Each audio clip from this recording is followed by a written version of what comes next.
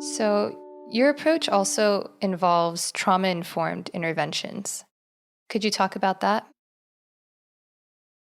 So it goes back to, that pyramid of learning and knowing that um, trauma can impact brain development and brain processes. And so, the research that came out kind of when I was just after I was out of college, I think they took autopsy results from people that were on the spectrum and realized that their brains were actually heavier and more dense, especially in certain areas, which to me says that's the brain didn't map itself out. So it got stuck in these kind of nerve clusters where you'll see the repetitive behaviors and the echolalia, and it's like they can't get out of that feedback loop. And so their brains were heavier and they're more dense. Now, with trauma, the brain will stop developing because it's in a chronic state of fight or flight. And so information gets to about the amygdala, and that's it. It just kind of, and those processes get reinforced. The problem with that is the temporal lobe and the frontal lobe don't develop the way that they're supposed to because they're not being used. So nerves that work together will fire together and will rewire. And if it's in this constant feedback loop of fight or flight, it's not able to map itself out. So what they found, there's a big research study after the Waco massacre by Dr. Bruce Perry, and he, had a beautiful lab and functional MRIs and at least MRIs for the time, which was like 2000 and I think his stuff got published in 2002. So prior to that, imaging has clearly changed since then, but was doing cortisol levels and things of that nature and found that their brains are actually smaller and underdeveloped.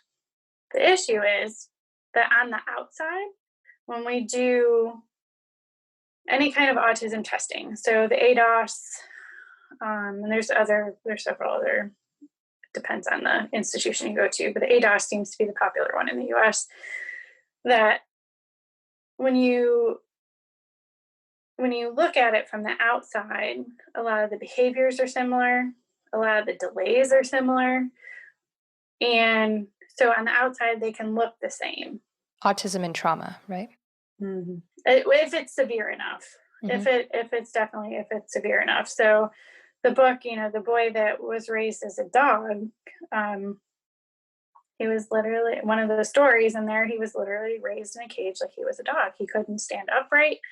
He, was fed twice a day. I highly recommend that people read it. Just know that you're only going to get through about one case scenario and chapter at a time because it's a lot to digest. But knowing that and having a little bit of a trauma-informed lens working with any of these individuals, they're more susceptible to child abuse. Maybe they've had some bad therapy along the way. Not to say that therapists are bad. It's just we don't know what we don't know.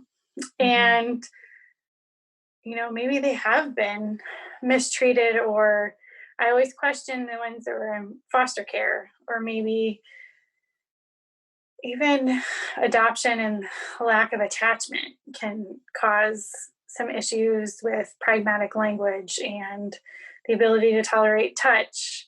And so some of these little symptoms on the outside can look like, well, maybe they're on the spectrum, but really it can be a host of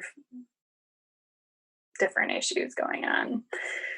I know the University of Miami was working toward having an algorithm with MRIs to prove if somebody had autism or not. And I heard the researcher talk, and then I never heard about the study again. So I'm not Mm. 100% sure where that went.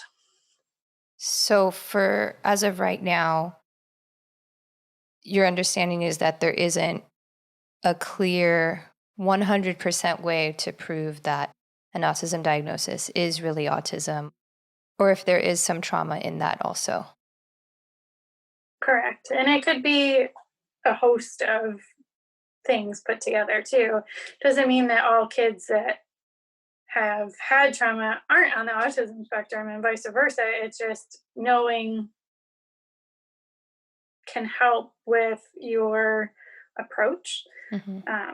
And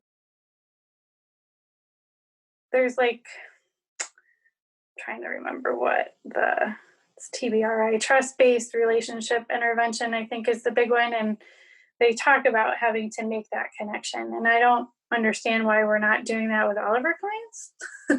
Why is that just a trauma-informed thing? What is that? So just building we call it building rapport. So Oh, building a right. connection, having common ground, having the child invested in you and Mhm. the things that you're going to do with them, and know that they're in a safe place. And it always boggled my mind why we weren't doing that with everybody. Right. Like I why guess that in isn't a standard of practice. But yeah, in ABA terms, I guess that's what we would call pairing. You've been watching Autism Knows No Borders. If you like this video, please give it a thumbs up and subscribe to our channel. Also, we'd love to hear from you, so let us know what you think in the comments section. Click here to watch this interview in its entirety. You can also find us on your favorite podcast app. Tune in each week for engaging conversations of how people across the globe are inspiring change and building community. Thanks for watching. Take care.